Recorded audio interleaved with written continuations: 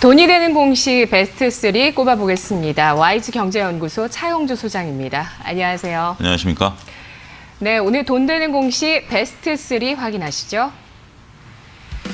오늘 베스트 3는 키네마스터의 무상증자 공시입니다. 현재 주가는 1% 상승을 유지하고 있고요. 장중에 22.7% 고점을 마련했습니다.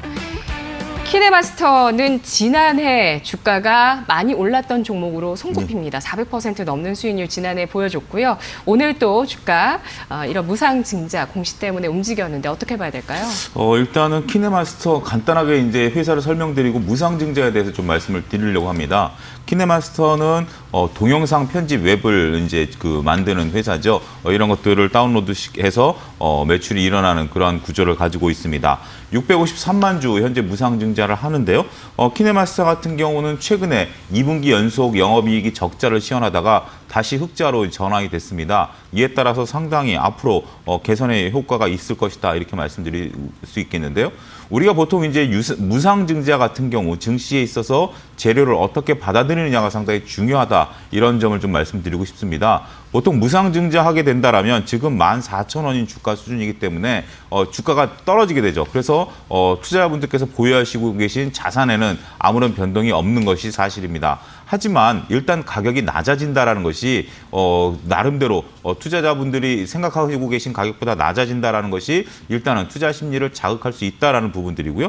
키네마스터 같은 경우 거래량이 그렇게 많은 회사는 아닙니다. 하지만 앞으로 이러한 산업들이 커질 것으로 보여진다라면 거래량이 늘어나는데 한몫을 할 수 있을 것이다. 이러한 부분들도 중요한 부분들이다라고 말씀드릴 수 있겠습니다. 결국 회사의 본질 가치에는 변함이 없다 하더라도 심리적인 가치 이런 것들이 증가할 수 있다라는 부분들 그리고 무상증자를 할 수 있는 재원이 있다라는 것은 그만큼 이익 잉여금이라든지 이런 것들이 많이 쌓여 있다라는 것들입니다.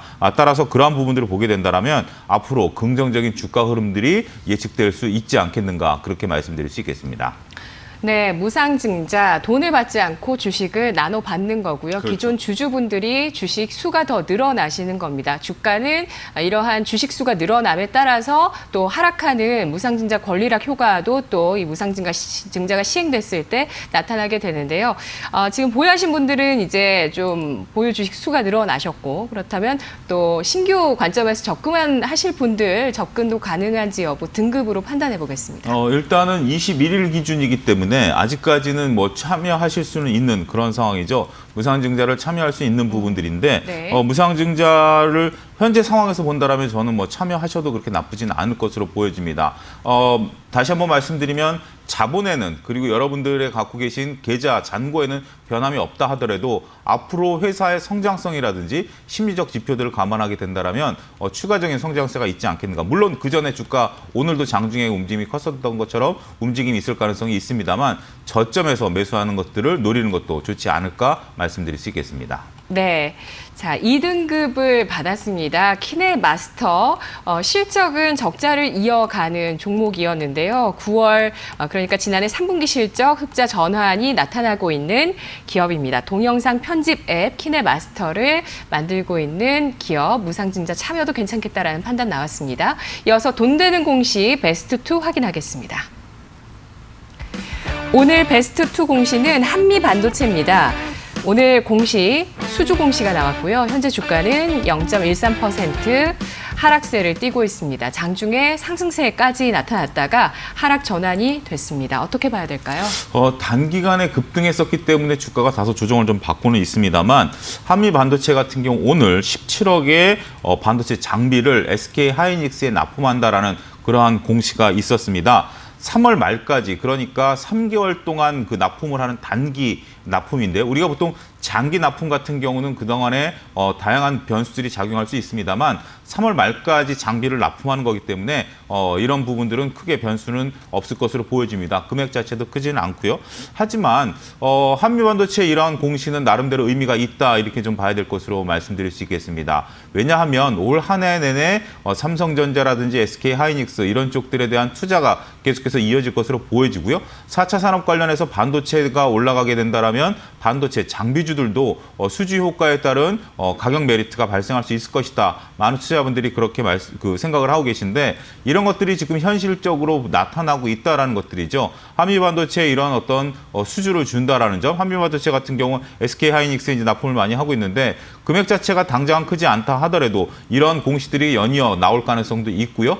또 SK하이닉스를 투자하시는 분들 입장에서 본다라면 SK하이닉스가 새로 라인이라든지 이런 쪽에 대해서 증설을 하고 이런 장비들을 사들이고 있다라는 것들 또한 앞으로 향후 SK하이닉스의 더욱더 성장세를 나타내는 중요한 지표 중에 하나가 아니겠는가 말씀드릴 수 있겠습니다.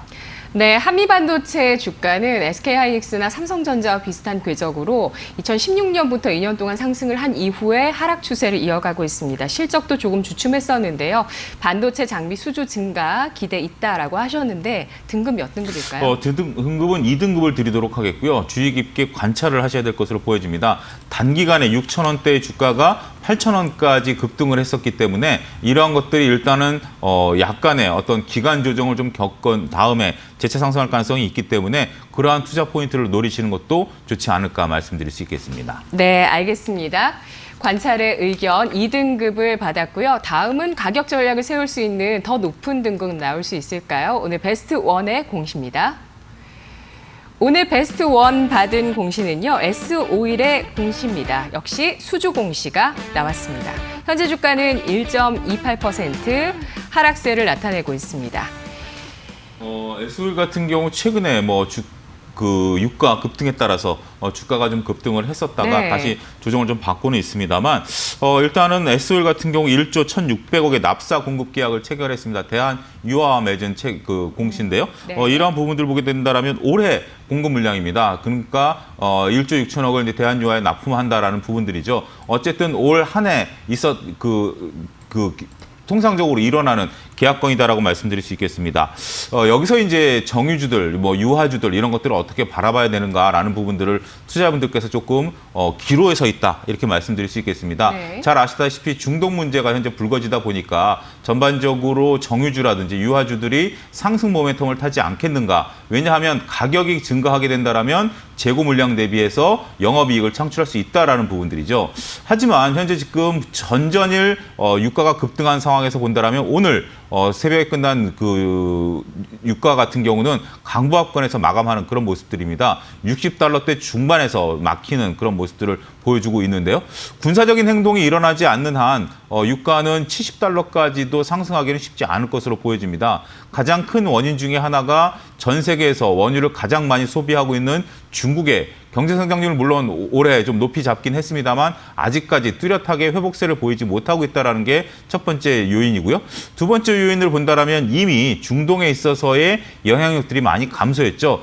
지금 현재 글로벌 시장에 있어서의 가장 많은 원유를 생산하는 나라가 러시아고 2위가 미국입니다.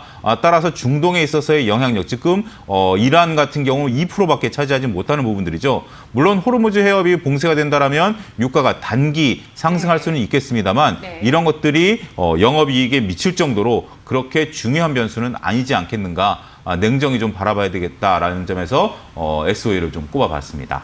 네, S51의 특징하면 아람코 상장 이슈 때문에 좀 네. 수급이 부담을 받았다는 점, 그리고 또 지난해 실적, 이제는 지지난해네요. 2018년에 실적이 반토막 나서 그렇죠. 배당 쇼크가 한번 나왔었던 예, 그렇습니다. 기업인데요. 몇 등급 받을까요? 일단 S51 같은 경우는 올해는 그래도 조금 나아지지 않겠는가 좀 네. 기대를 좀 말씀을 좀 드리겠고요. 네. 워낙 주가가 바닥권에 있기 때문에 2등급을 좀 드리도록 하겠습니다. 네, 혹시 전략 세울 수 있을까요? S51 같은 경우는 일단 지금 현재 8만 원의 그 지지 여부가 가장 중요한 포인트 중에 하나다라고 말씀드릴 수 있겠습니다. 네. 현재 8만 원의 바닥을 해서 9만 2천 원대에 있습니다만 아직까지 뚜렷이 추세가 형성돼 있지 않은 상황이기 때문에 지금 현재로서는 계획보다는 조금 관찰이 필요한 시점이 아니겠는가 그렇게 말씀드릴 수 있겠습니다. 알겠습니다. 지정학적 리스크로 유가 상승 기대감이 재고 소진 효과를 불러일으킬 수 있다는 기대감으로 작용하는 종목인데요. 정제마진 개선, 올해 점진적인 개선을 전망하는 의견도 나오고는 있지만 또 주가 바닥권 위치에 있다는 의견도 있지만 아직 추세를 보여주지 않는다는 점에서 2등급 관찰 의견 받았습니다. 분석 잘 들었습니다. 감사합니다.